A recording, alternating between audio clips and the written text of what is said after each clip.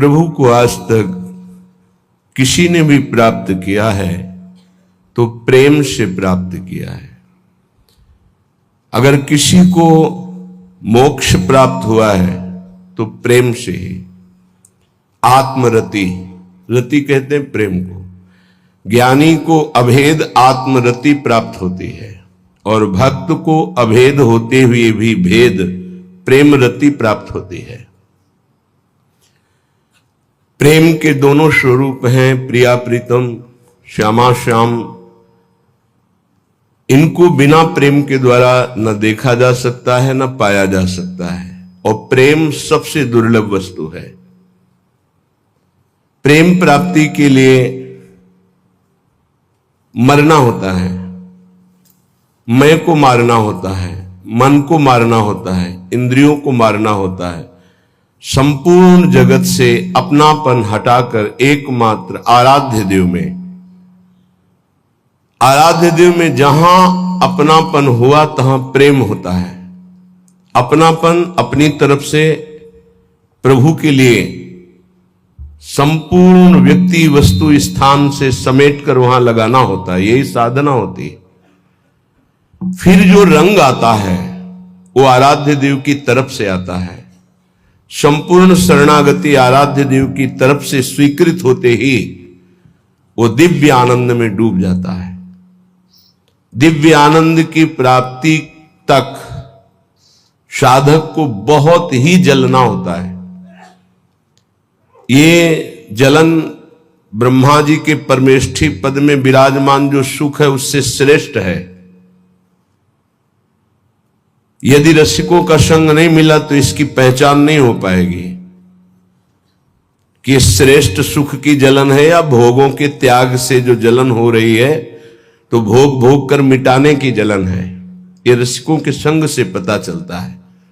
जो प्रभु के लिए जलन है उसमें इतना सुख है कि ब्रह्म पद में वो सुख नहीं है, पर है। जो मैं ऐसा जानती प्रीति किए दुख होए, तो नगर ढिंढोरा पीटती अजी प्रीति न करियो कोई।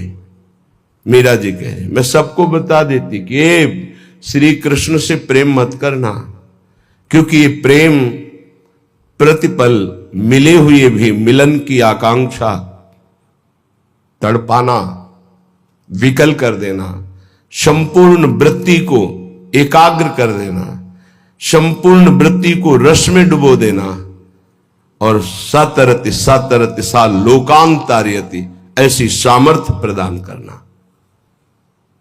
आप ऐसा समझ लीजिए कि लोहे में काटने की ताकत नहीं, पर लोहा जब अग्नि में तपाकर और घन के द्वारा प्रहार किया जाता है तो वही तीक्ष्ण धार वाला अस्त्र बन जाता है। पर तपाना और तत्काल निकाल कर पानी में डालना, फिर घन की चोट पहुंचाना, फिर रगड़ कर उसके धार बनाना, तब वो अस्त्र बनता है। ऐसे ही मिट्टी खोदना और उसको मार मार करके कहीं एक भी कण न रहने देना, फिर पानी डालकर उसको रौंदना, फिर उसको मुलायम करके चाक पर चढ़ाना, फिर उसको आकार देना, फिर उसको धूप में तपाना, फिर अग्नि की ज्वाला में तपाना, फिर उसमें रस रखने की सामर्थ्य आ जाती मटकी में। ऐसे ही जीवन उपासक का होता है। ऐसी मार पड़ती है काम क्रोध लोभ मोह मद मत्सर की, सब उसे सहना होता है। सुख दुख को समान भाव से सहते हुए, निरंतर नाम जप करते हुए, अपने नाम को बचाते हुए पचाते हुए जब आगे बढ़ता है तो प्रेम मूल यह नाम है, प्रेम प्रकाशित होने लगता है। जो सुख भगवत प्रेम में है वो ब्रह्म बोध में भी नहीं है। जो सुख भगवत रूप में है वो निर्विशेष ब्रह्म में भी नहीं है, क्योंकि निर्विशेष ब्रह्म में स्थित श्री शुकाचार्य, श्री जनक जी महाराज, श्री सनकादि, भगवान शंकर, ये सब रूप के दर्शन के लिए व्याकुल देखे गए, ये नाम जापक पाए गए, ये भगवत कथा अनुरागी पाए गए। तो निर्विशेष ब्रह्म में भी जो सुख नहीं है वो सविशेष साकार भगवान के रूप का स्वाद, ये सबसे श्रेष्ठ, ये प्रेम प्रकाशित करता है। फिर ये तो निकुंज उपासना, जो सगुण निर्गुण ब्रह्म ते न्यारो, ये तो अद्भुत प्रेम के खिलौना दो खेलत हैं प्रेम खेल। इसमें तो प्रेम के बिना प्रवेश ही नहीं हो सकता। प्रेम दुर्लभ वस्तु है,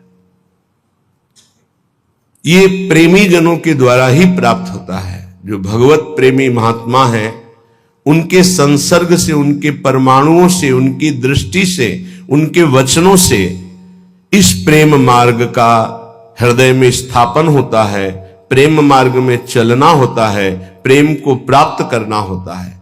बिना रसिकों के संग के रंच प्रेम का प्रादुर्भाव नहीं हो सकता, चाहे जितनी बड़ी साधना कर रहा हो कोई। रेमन रसिकन संग बिन रंच न उपजय प्रेम। प्रेम, इसमें बहुत सहनशीलता चाहिए। बड़ी वस्तु प्राप्ति के लिए छोटी वस्तु में कहीं राजी ना हो जाए, पहली शर्त। जैसे किसी को 1 अरब रुपया चाहिए, 100 रुपया दिया जाए तो कैसा लगेगा? उसे बुरा लगेगा। क्या होगा इससे? हमारी तो बहुत बड़ी संख्या है, मांग हमारी बहुत बड़ी है। ऐसे ही भगवत प्रेम प्राप्ति के मार्ग के उपासक को ब्रह्म पद, देवराजेंद्र का पद और सम्राट पद, योग की सिद्धियां और मोक्ष पद, ये भी बहुत ऐसे लगता है 100 रुपये के समान। 1 अरब की प्राप्ति वाले को जैसे 100 रुपया, ऐसे ही प्रेम प्राप्ति वाले को ये सब लगता है। इसलिए कह रहे मुझे ये नहीं चाहिए। दिए मानम न गृहणंति, देने पर भी वो नहीं लेते। बिना मत सेवनम जना, बिना मेरी सेवा के वो ये परम पद भी नहीं चाहते, मोक्ष भी नहीं चाहते। इसलिए पहले तो उपासक को यह समझना है कि हमें चाहिए क्या। भोग मिला, भोग भोग लिए, जैसी वृत्ति हुई वैसे ही चल दिए, जैसा मन आया वैसे ही क्रीड़ा कर रहे हैं। तुम्हारा लक्ष्य क्या है? प्रेम। इतना महंगा है प्रेम, प्राण दिए यह प्रेम न पइए, ऐसो महंगो आय सखीरी। तुम इतने सस्ते बिक जाते हो। रसेंद्री के भोग, जनेन्द्री के भोगों में अपना लक्ष्य भूल जाते हो। तुम प्रेम प्राप्ति कैसे कर पाओगे? जो भूमा सुख का अधिकारी बनना चाहता हो, अल्प सुख का त्यागी होता है। जो अल्प सुख में रमण करने लगता है, भूमा सुख के अधिकार को खो देता है। भूमा सुख परमात्म सुख। जिसकी बुद्धि इतनी प्रवीण है कि हमारा लक्ष्य है प्रेम, तो प्रेम के आगे कुछ नहीं, कुछ नहीं चाहिए, प्रेम चाहिए। वो उपासक बिना किसी हिचक के, बिना किसी भय के, बिना किसी प्रलोभन के वो भगवत प्राप्ति कर लेता है। वो प्रेम प्राप्ति का बस दृढ़ निश्चय चाहिए, फिसलना नहीं है। ये ले लो, ये ले लो, नहीं नहीं, मेरा तो लक्ष्य प्रेम है, इससे क्या होगा? पर ऐसा नहीं है। वो प्रेम तो बाद में मिल ही जाएगा, पहले हमें भोग लेते हैं। बस यही त्रुटि जीवन को नष्ट कर देती है, यही कमी हमारी हमको आगे नहीं बढ़ने देती। नहीं, परमार्थ में थोड़ा भी नाम जप करने वाला, थोड़ी भी साधना करने वाला, उसको अनुभूतियां होने लगती हैं। चल चला चल राह में अनुभूतियों का ले सहारा, कौन तेरा साथ देगा, व्यर्थ में किसको पुकारा। परमार्थ के पथिक का कोई और साथ नहीं देता, उसकी अनुभूतियां साथ देती है। पर अनुभूतियां आए नहीं तो धन साथ देगा, व्यक्ति साथ देगा, शरीर साथ देगा, रिश्ते नाते साथ देंगे। ये सब काल के गाल में दबे हुए हैं, ये क्या साथ देंगे? कालातीत पुरुष हमारा साथ दे सकता है, वह भगवान, वह भगवान के प्रेमी जन। इसलिए बहुत सावधानी पूर्वक सत्संग सुने, और इस जीवन का चरम लक्ष्य है प्रेम। उस प्रेम को हम प्राप्त करने के लिए कमर कसे।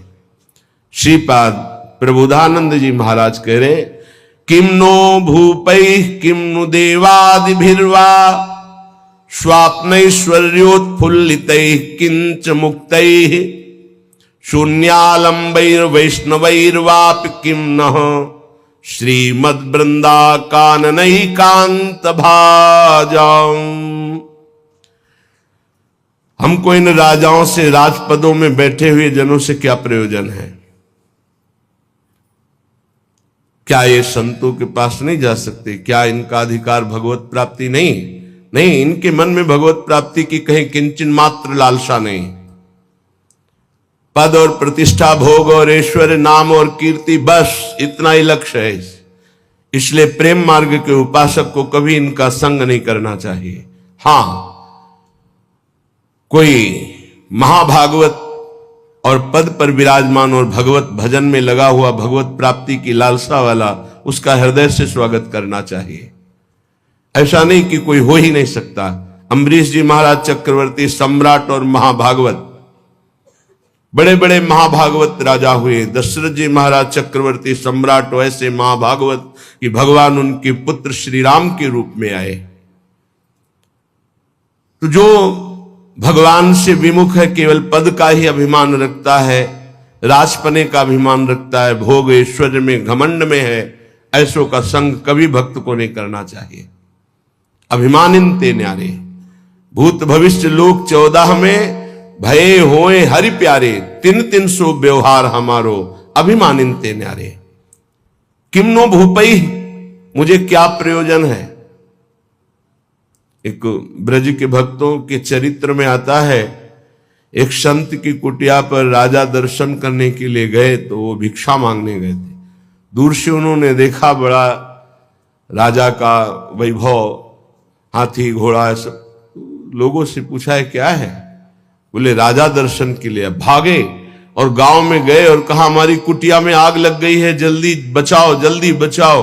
गांव के लोग भागे, वहां गए तो देखा राजा समझ गए। उन्होंने हाथ जोड़ा और कहा महाराज क्षमा चाहते हैं, पर वो महाराज तो भाग गए, ऐसा कहकर वो दर्शन नहीं देंगे, आप चले जाइए यहां से। यदि आप अपना मंगल चाहते हैं तो महात्मा को कष्ट मत दीजिए, वो आपसे मिलना नहीं चाहते, आप चले जाइए यहां से। वो चले गए। किम भूपई, मुझे क्या प्रयोजन है। जो राजपद के अभिमान में है, किसी भी पद में, उससे क्या प्रयोजन है। अगर अभिमानियों का संग होगा तो अभिमान जागृत हो ही जाएगा। अभिमानियों का, पदाभिमानियों का संग होगा तो भगवद आश्रय छूट ही जाएगा पक्का।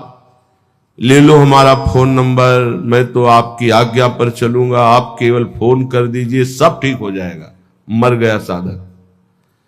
जीवन में अन्य आश्रय आना अपनी साधना से भ्रष्ट हो जाना है।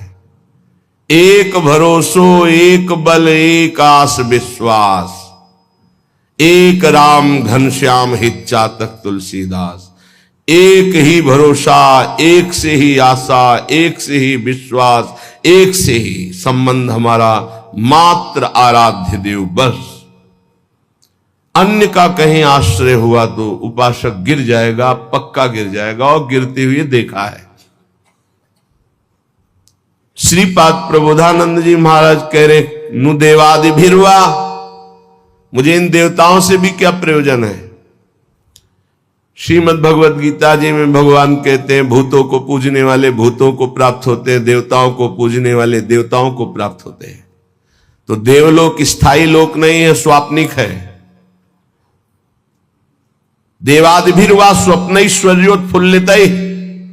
जैसे स्वप्न में आप पहुंच गए, बहुत सुंदर मकान, बहुत सुंदर सुंदरियां, भोग ऐश्वर्य, जब जगे तो कुछ नहीं है, ऐसे स्वप्न का विलास स्वर्ग है।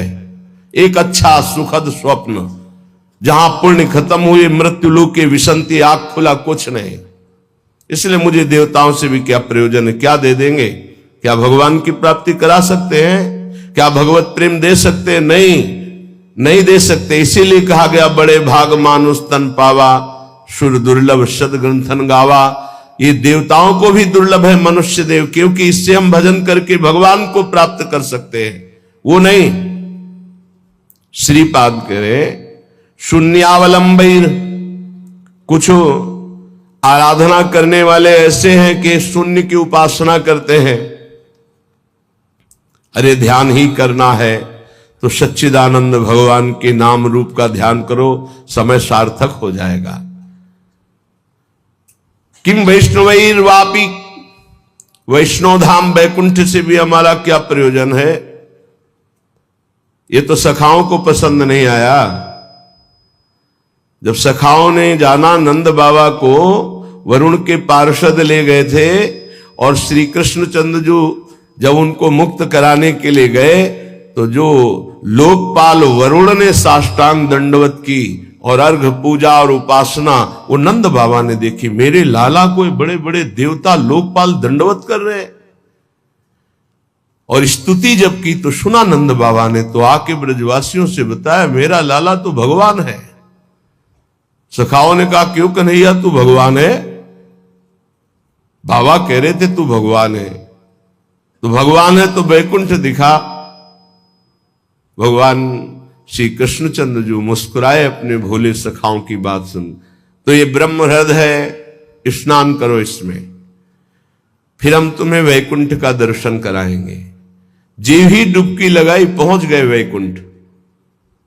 वहां भगवान की दिव्य चतुर्भुज पार्षद और दूर सिंहासन में इंद्रनीलमणि कांति चतुर्भुज भगवान श्री के सहित विराजमान है, लक्ष्मी जी के सहित विराजमान है। वो कांप गए वैभव देखकर। पार्षदों ने रोक दिया। अरे बोले मुझे ऐसे के पास जाना ही नहीं, मेरा कन्हैया तो सिर्फ मेरा है। और एकदम व्याकुल हुए कहा नहीं चाहिए मुझे वैकुंठ। और डुबकी से बाहर हुए देखा मेरा कन्हैया मुस्कुरा रहा है। बोले प्रभु चरणों में गिर गए, कहा कभी वैकुंठ मत भेजना, मुझे ऐसे वैकुंठ में नहीं जाना जहां आपसे इतनी दूरी हो, जहां ऐसा वैभव नहीं। मेरा कन्हैया जिसके साथ हम खेलते हैं, तो ये तो सखा भाव की बात है, फिर ऊपर के भाव में कौन स्वीकार करेगा ऐसे वैभव को? वैकुंठ के भी वैभव को नहीं स्वीकार करना। ना श्रीमत ना किसी वैभव ऐश्वर्य सिद्धियों को स्वीकार करना। तब वृंदा कानन एकांत भाजाम, तब वृंदावन के एकांतिक प्रेम की प्राप्ति होती है। एकांतिक, प्रिया प्रीतम, श्यामा श्याम। तो अभी आप कह दो मुझे मोक्ष नहीं चाहिए, वैकुंठ नहीं, 500 रुपया में प्रभु को भूल जाते हो, वैकुंठ की बात करते हो। मोक्ष जानते हो किसे कहते हैं? अभी जाना ही नहीं, मोक्ष किसे कहते हैं? जरा से लौकिक सुख में तो घुटने टेक देते हो, मोक्ष सुख के त्यागी कैसे हो गए? ये जो त्याग की बात है, ये उन भजनानंदियों की जिनकी स्थिति में आ चुके हैं। वो चाहे तो वैकुंठ मिल जाए, चाहे तो योग की सिद्धियां मिल जाए, चाहे तो मोक्ष मिल जाए, वो उनका त्याग किए हुए हैं। पहले मर्त सुखों का तो त्याग कर दो, मृत्यु लोक के सुखों का तो त्याग करो अंदर से, तब ऊपर के सुख अपने आप तुमको दिखाई देने लगेंगे।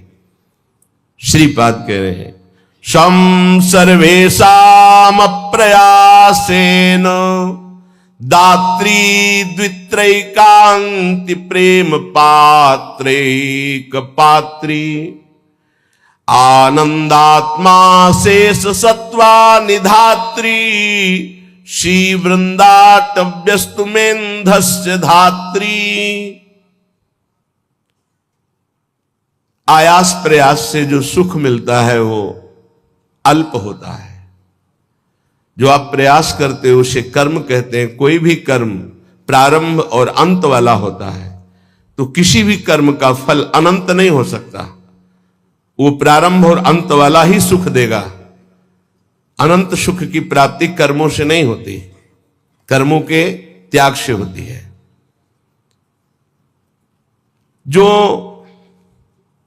अपने साधन का भरोसा नहीं रखता है, इष्ट का भरोसा रखता है और खूब साधन करता है, ये दो बातें समझ में नहीं आएंगी।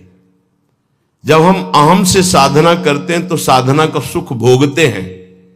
आज हमने परिक्रमा की, आज हमने ये किया, आज हमने ये किया, वो अहम हर्षित होता है, हर्षित होता है। ये भगवत प्राप्ति नहीं करा पाएगा, क्योंकि जब तक अहंकार है तब तक भगवत प्राप्ति नहीं होती। इसीलिए सर्वेषु साधन वरेश चिरम निराशा। साधन हो रहा है पर मुझे कृपा का भरोसा है लाडली की। ये प्रायः साधक ना समझ पाने के कारण कहते हैं जब कृपा से हो जाएगा तो साधन करने की जरूरत क्या है, तो असाधन करोगे। तो कृपा प्राप्ति के लिए मन कर्म वचन छाण चतुराई भजत कृपा करिए रघुराई। मन कर्म वचन त्रिशुद्ध सकल मत हम श्री हित हरिवंश उपासी। वृंदावन में विराजमान सहचर्यों के मध्य में प्रिया प्रीतम की रात दिन सेवा भजन उपासना परिक्रमा ये सब कर रहे हैं, पर हमें भरोसा लाडली का है, अपने साधन का नहीं है। इस साधन से लाडली मिलेंगी ऐसा नहीं है, नहीं, ये तो सब हो रहा है उनकी कृपा से, पर मुझे भरोसा है मेरी लाडली अपनी कृपा से मुझे मिलेंगी। ये जल्दी समझ में नहीं आता, जब तक अहंकार है समझ में नहीं आएगा, आगे समझ में आ जाएगा। करते रहो, जब कृपा हो जाएगी, अहंकार गलित होगा, तब ऐसा अनुभव होगा। तो दुत्रैकांति 2 या 3 ऐसे लोग पाए जाते हैं। भाव समझना, कह रहे पूरे विश्व में ये बहुतायत अंगुलियों से नहीं गिने जाते प्रेमी जन, जिनको न राजाओं से मतलब है न देवताओं से मतलब है, वो स्वाप्निक सुख जो स्वर्गलोक आदि के सुख है उनसे मतलब नहीं है, जो मोक्ष से भी मतलब नहीं रखते, जो वैष्णव धाम वैकुंठ से भी मतलब नहीं रखते, वृंदावन की एकांतिक कुंज में बैठे हुए श्यामा श्याम का जस गा रहे हैं, श्यामा श्याम के लिए रुदन कर रहे हैं, जिनका आयास प्रयास से प्राप्त होने वाले सुख की कोई आकांक्षा नहीं है, ऐसे दुत्रैकांति 2 या 3, सरल भाषा में समझिए, जो कहो हरिवंश रस बिरलो समझन हार, एक दोई जो खोजिए पाई सब संसार। संपूर्ण संसार में 1-2 है। एक बार भगवान वल्लभाचार्य जी से उनके एक प्रिय धनी शिष्य ने कहा, आज हमारी इच्छा है कि 100 विद्वान ब्राह्मणों को भोजन कराएं। बोले बहुत सुंदर, यदि एक 12 तिलकधारी कंठीधारी आचार्य परंपरा से युक्त वैष्णव को पवा दो तो 100 ब्राह्मणों को पवाने का फल प्राप्त हो जाएगा। ओहो, ऐसा वैष्णव की, तो प्रभु हम 100 वैष्णव पवाएंगे। तो उनका एक अश्रुपूरित, आंखों से अश्रु बह रहे, शरीर पुलकित है, कंठ गदगद है और नाम में रत है, ऐसे प्रेमी मां भागवत को पवा दो तो 100 वैष्णवों के पवाने का तुम्हें फल प्राप्त होगा। तो बोले भगवान 100 प्रेमियों को पवा देते हैं। तो वल्लभाचार्य जी के आंसू आ गए, प्रेमी 100 नहीं, प्रेमी तो 1-2 ऐसे मिलते हैं। कैसे प्रेमी? यहां शर्त है, जिनका ना राजाओं से प्रयोजन है, ना देवताओं से प्रयोजन, ना वैकुंठ से प्रयोजन है, ना मोक्ष से प्रयोजन, केवल प्रियालाल के लिए तड़प रहे गदगद सुर, नैना सजल दंपति रस रहे भीन, ई गति वृंदा विपिन में फिरे प्रेम तल्लीन। ऐसे प्रेमी जनों का सानिध्य और दर्शन, ये विशेष भगवान की कृपा होती है, विशेष कृपा। श्रीपाद कह रहे दुखान्येव सुखानि, ये प्रेम प्रेम, विद्य यशो जानी कीर्तिम परा, मन्ये था अधमश्च दुष्परिभवान सम्मानवत् सत्तमयी, दैन्यान्येव महाविभूतिमति सल्लाभान लाभान सदा, पापान्येव च पुण्यमस्ति यदि ते वृंदावनम जीवनम। अगर प्रेम प्राप्ति करना है तो दुखों को गले लगाना सीखो, सच्ची कहते हैं। फिर हृदय की बात कहते हैं, जब सब दुख एक साथ घेरते हैं तभी प्रेम के सहने की सामर्थ्य आती, ध्यान रखना। इस प्रेम को भयानक विपत्ति और रोगों से युक्त करके ही सहा जा सकता है, अन्यथा नहीं। ये सबकी समझ में नहीं आएगा, भयभीत मत होना। इसका समन ही होता है भयानक कष्ट में। भयानक कष्ट की स्थिति में ही प्रेम का समन होता है। वो चाहे जैसे स्वस्थ शरीर वाला हो, जहां प्रेम का प्रादुर्भाव होगा, भारी बाहरी विपत्ति और आंतरिक, तभी वो प्रेम का समन होता है, उसका पारा चढ़ता है और भगवान को अधीन कर लेता है। ये लिखा पढ़ी की बात नहीं कह रहे, हृदय की बात कह रहे हैं। वैसे भी भगवान ने युधिष्ठिर जी से कहा, जिस पर मैं परम कृपा करता हूं उसका सर्वनाश कर देता हूं। चाहिए परम कृपा? जिस पर परम कृपा करता हूं सर्वनाश कर देता हूं, यह शब्द है। क्या सर्वनाश करता हूं? धन का अपहरण कर लेता हूं, स्वजनों का अपहरण कर लेता हूं, कोई उससे बात नहीं करेगा, किसी काम का नहीं रह जाएगा। तब उसका सीधा अर्थ भाव मेरे से होता है और फिर मैं उसे निहाल कर देता हूं। हिम्मत हो तो कूदो अखाड़े पे। नारायण अति कठिन है हरि मिलन की बाट, या में पग पीछे धरे प्रथम शीश दे काट। तो आप कहोगे फिर भक्ति करना ही नहीं। यहां चरम सीमा की बात प्रेम की हो रही। श्री कृष्ण का प्रेमी ऐसा वैसा नहीं होता, टिकुली बुंदा वाला नहीं होता, चूड़ी घांगरा वाला नहीं होता, वो परमहंस होता है। इनसे श्री कृष्ण रीझने वाले नहीं। चमड़े की चिकनाहट से अज्ञानी रीझता है, ज्ञानी नहीं, वो तो ज्ञान समुद्र है, सच्चिदानंद। ये जो बहुत बुरी तरह से है, वो तो अपने सब दर्शन होते हैं। जब सुबह मंगला में आते तो सब प्रकार के भगवान के दर्शन होते, विराट रूप के, छोटा बड़ा मंझोला रुद्र प्रेमी सब तरह के दर्शन होते। तो उसमें जैसे अब वो जो लाल लाल ऐसे तो बहुत ही बुरा लगता है, ऐसे तो धो के मुंह खड़े हो जाते तो अच्छा लगता। अरे इस शरीर को सजाने से श्री कृष्ण मिलते हैं भैया। बढ़िया रज यमुना किनारे के मुंह में लगा के आते तो दर्शन मात्र से हृदय शीतल हो जाता, निष्पाप हो जाते हैं ऐसे दर्शन से। जैसे कुछ साधक ऐसे करके ऐसे दर्शन मात्र से निष्पाप हो जाओ, क्योंकि वो रज लगी जो शिव शनकादि की याचना करते हैं। कुछ ऐसे उपासक जिनको कहते हैं कि रज लगाइए मस्तक पर भरकर, तो उनको बेइज्जती लगती है। वो ऐसे पतला और गोरा चिकना शरीर, रख लो इसको, रखे रहना, इसकी दुर्दशा होगी। अभी नहीं मान रहे हो ना? नहीं, बाल तो नहीं मुड़वा सकते, बाल नहीं, एक भी शरीर का कोई अंश तुम्हारा ठीक नहीं बचेगा, आग लगा दी जाएगी इस शरीर में जितना दुलार करते हो। मान ले अभी मान लो तो जान जाओगे तो पा जाओगे, फिर कुछ पाना बाकी नहीं रहेगा। मान लो इस चमड़ी और दमड़ी से जिसने अपनी प्रीति हटा दी वही प्रिया प्रीतम से प्रीति कर पाता है। रुपया, भोग, शरीर यही बाधक है भगवत प्राप्ति में, यही समझना है। दुखान्य व सुखानि, इस मार्ग का उपासक दुख को सुख मान करके चलता है। ये बहादुरों का मार्ग है। हम तो धन्यवाद देते हैं कि आप ऐसा सत्संग सुन रहे हैं, नहीं तो प्राय इतना दान करो तो ये मिलेगा, इतना करो तो ये मिलेगा, यही सुनने के लिए तैयार है। लेकिन ये आप सुन रहे हैं, हमारे ऊपर बड़ी कृपा कर रहे हैं, क्योंकि आप सुन रहे हैं तो सुनाने का उत्साह बढ़ रहा है, नहीं इसे सुनने की योग्यता खो दी है। आज हमारी समाज सत्य सुनने की योग्यता खो दी है, क्योंकि अंदर मनमानी आचरण तो कौन सुनेगा इनको। शास्त्र रखे के रखे रह जाते हैं। सुनाने वाला चाहता है आपका मनोरंजन, और आप चाहते हैं अपने मन का मनोरंजन। दोनों के तार मिल गए तो तालियां बजती हैं। यहां तालियां नहीं बजा सकते हो, यहां मन को बजाना पड़ेगा, यहां मन को भंजन करना पड़ेगा। और यहां बैठ के सुन रहे हो, इसका मतलब बड़ी कृपा है आपके ऊपर। जब द्रवई दीन दयालु राघव तो साधु संगति पाइए। दुखान्यव सुखान विद्य अपयशो जानी ही कीर्तिम पराम।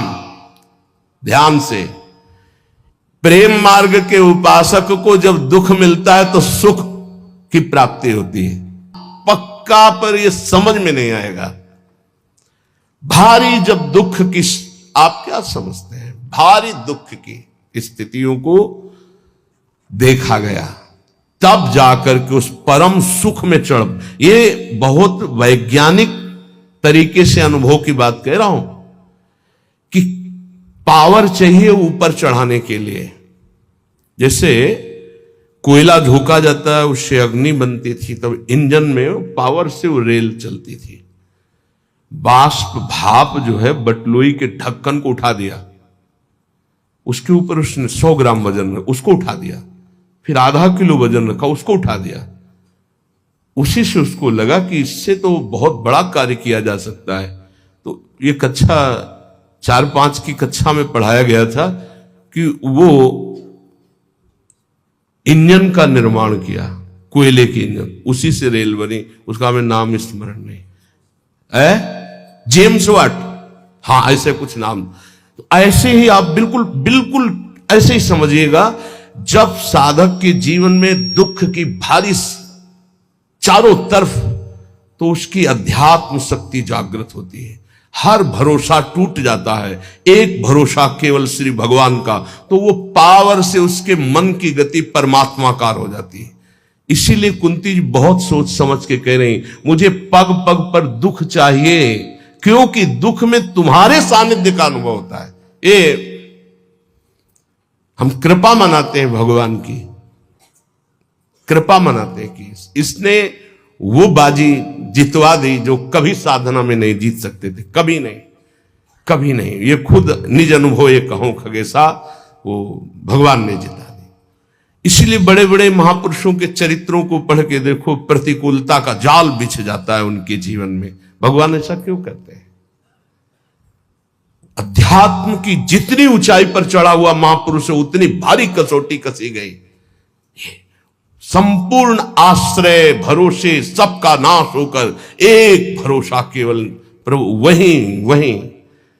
वहीं जो दिव्यता होती वो वहीं होती। ये पढ़ने से लिखने से साधन, यह गुण साधन ते नहीं हुई, तुम्हारी कृपा पाओ कोई कोई।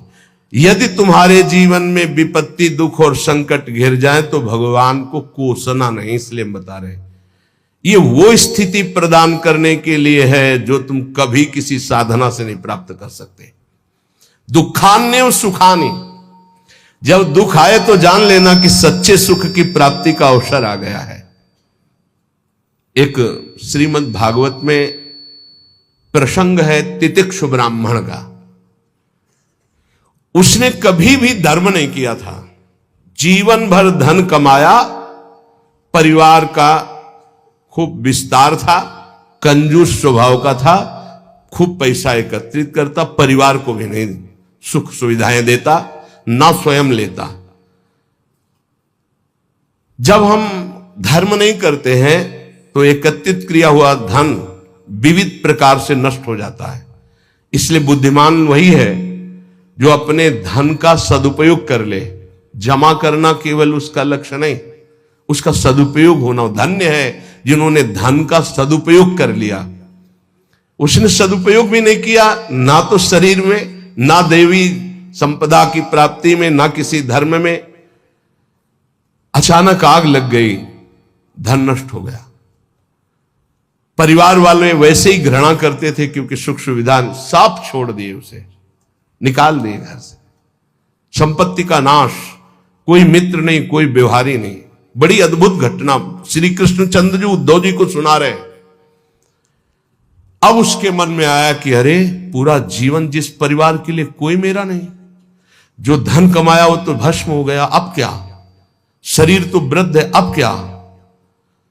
तो हाथ उठाया और कहा, हे भगवान, अगर मेरी आयु अब कुछ भी है तो आज से मैं संकल्प लेता हूं मेरा जीवन आपके लिए। और इतना बड़ा महात्मा हुआ कि भगवान उसका यश गा रहे, पर देख लो उसके लोग उसको थूकते, पीटते, मारते, उसको सह करके वो ऐसा ब्रह्म ऋषि बना कि भागवत में उसकी चर्चा है। दुख भगवान की प्राप्ति निश्चित करा देता है यदि आप उबे ना तो। श्री स्वामी ओंकारानंद सरस्वती जी महाराज कह रहे थे, मेरे अंदर कोई भजन की कभी वृत्ति नहीं थी। मैं एक कपड़े का व्यापारी, नई अवस्था, आसपास कपड़े की दुकान थी, मेरी दुकान ज्यादा चलती थी। उन लोगों ने हमसे द्वेष कर लिया और रास्ते में घेर करके हमें बहुत मारा, जूतों से, थप्पड़ से, खून खच्चर कर दिया। जब मैं घर गया कपड़े भींजे हुए खून से, परिवार वाले बहुत रोए कि ऐसा। मैं कुछ किसी से नहीं बोला, सह गया। पर उन लोगों में एक था बहुत ही दुष्ट, उसने 2-3 दिन बाद फिर अकेले मुझे मारा। तब मेरे दिमाग में आया कि कब तक पिटता रहूंगा, अब इसको मैं मारूंगा। तो व्यापारी था ही, मैंने करौली खरीदी, उन्हीं के बिल्कुल यथावत शब्द, करौली खरीदी, और रास्ते में जहां मुझे पीटा था वहीं खड़ा हो गया। अब वो तो पीटने वाले थे, उनको डर तो था नहीं, उनको पता नहीं था कि मैं किस भाव में खड़ा हूं। जे भी हुआ है मैं दौड़ पड़ा, मार करौली, उनको मार डाला, उसको मार डाला, और मार करके मैं कोतवाली पहुंचा और वहां आत्मसमर्पण कर दिया, बिना किसी गवाही के। मेरी ही गवाही में मुझे तन्हाई की सजा दी गई, जब तक न्याय ना होगा तब तक तन्हाई की सजा। और उसमें था कि आसपास कीलें लगी थी, बस केवल खड़े हो सकते हो, बैठ सकते हो, ना इधर ना इधर, बिल्कुल सीधा। जब वहां पहुंचा तब सोचा कि अरे ब्राह्मण के घर जन्म मिला और ये जीवन ऐसे कटेगा, ये तो भारी पाप हो गया हमसे। बस हाथ उठाया उसी तन्हाई में और कहा, एक बार मुझे अवसर दिया जाए, हे परमात्मा, हे परमेश्वर, मैं आजीवन आपका भजन करूंगा। ब्याह हुआ नहीं था, अब निकलने का कोई साधन नहीं। कुछ दिन तन्हाई के बाद जब बाहर उनको बैठाला गया तो उन्होंने संकल्प किया, न पानी पीऊंगा, न भोजन पीऊंगा, प्राण त्याग दूंगा। अगर जीवित रहा और मुझे मुक्त अवस्था मिल गई तो मैं आजीवन संन्यास लेकर भगवान का भजन करूंगा। ऑफिसर आते, डंडे से मारते, थप्पड़ मारते, लातों से मारते, पर ना मैं बोलता, ना मैं पानी पीता, ना भोजन करता। दृढ़ संकल्प। अब ये चर्चा का विषय बन गया तो बोले बड़े अधिकारी कोई थे, वो आए और कहा हम एकांत में इससे बात करेंगे। तो हमसे कहा कि बोलो, क्या बात है, क्या तुम निर्दोष हो, तुम्हें फंसाया गया है, तुम स्पष्ट बता दो, मैं तुम्हें वचन देता हूं कि मैं तुम्हारा सहयोग करूंगा। मुझे लगा कि भगवान मेरा सहयोग करने आए। मैंने आंख उठाई और कहा, श्रीमान आप जो भी है मुझे पता नहीं, पर मैं आपसे प्रार्थना करता हूं कि अगर मुझे छूट दे दी जाए तो मैं आजीवन संन्यास लेकर भजन करना। बोले पक्का? बोले हाँ। बोले आपकी रिपोर्ट में तो आपने ही कहा है मैंने कत्ल किया है, अब आपको एक सत्य के लिए झूठ बोलना पड़ेगा, मैं आपको बचा लूंगा। आपको बोलना पड़ेगा दबाव में मुझसे कहलाया गया, मैंने कुछ नहीं किया। बोले बोल दूंगा।